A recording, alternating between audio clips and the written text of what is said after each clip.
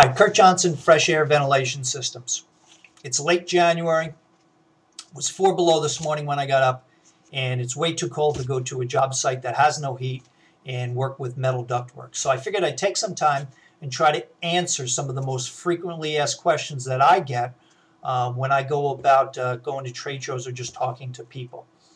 So one of the first questions that comes up is indoor air really a problem?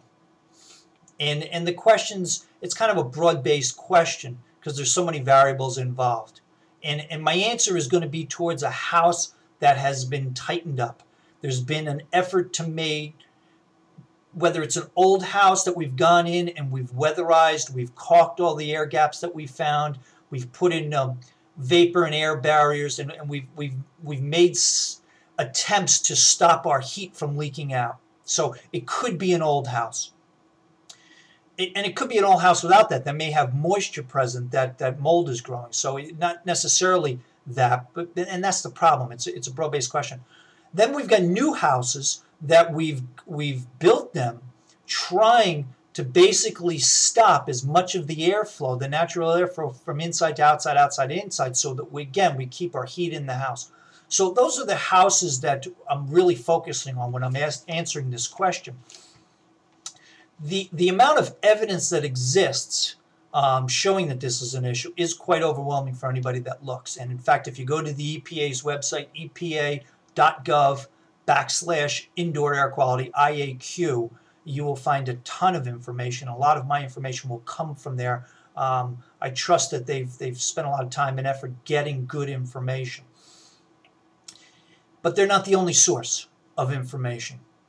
And what I want to cite is a study that was done in California that took 108 newly constructed homes built over the last 4 years, and they measured the indoor air quality to see what was going on.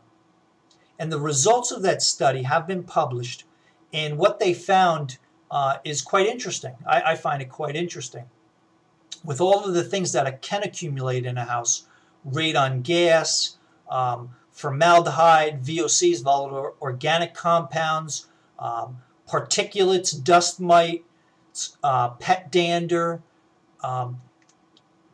moisture, mold spores.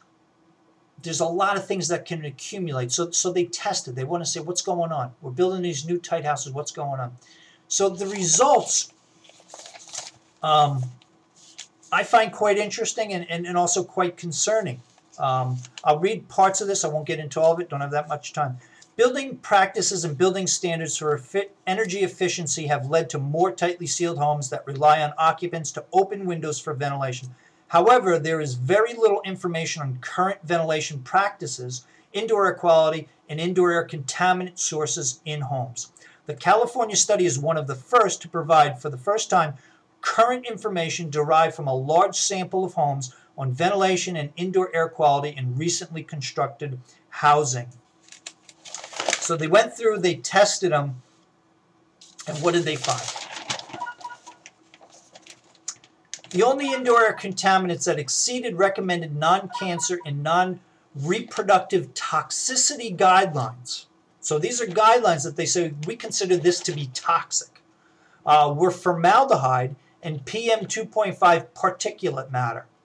For formaldehyde, 98% of the homes exceeded the 2008 chronic and 8-hour reference exposure levels for irritants effects of 9 micrograms per cubic meter. 98% of the homes had high levels of formaldehyde, just one of the indoor air pollutants. And I find it interesting, they talked about 8 hours. I make a point about, I think most average people spend at least that in their bedrooms at night when they're sleeping, and that's a room that typically has very little ventilation. The study went on to look at some other issues, and one of the issues they looked at was ducted outdoor air mechanical ventilation systems generally did not perform well as a result of the low outdoor airflow rates and short operation times. And what they're talking about there is an exhaust-only system, a system that has a fan that is taking indoor air, blowing it outside through a duct, Okay, so they make a couple of statements here. Number one, they talk about they generally did not perform well because of the low outdoor airflow rates. I won't get into all the dynamics of it, but a fan that's trying to blow 50 CFM, maybe improperly ducted, may be resulting in 20 CFM. So what they found was that was the case, that the airflow rates from the systems they installed was not performing properly, and they also had a problem with how the systems were used. So the people were supposed to be using the systems apparently were not using them to provide the amount of ventilation that was required.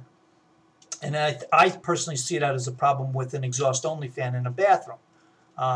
There's some variables there that don't give us an end result of getting rid of the pollutants that build up. And that's exactly what they found. They went on to talk about heat recovery ventilator mechanical outdoor air ventilation systems perform much better than ducted outdoor air systems. All heat recovery ventilator systems met Energy California's new 2008 building energy efficiency standards. So, is indoor air really a problem? According to this California study of new homes that have been sealed up tightly, they know that formaldehyde, at least formaldehyde, is a problem in those homes, 98% of them.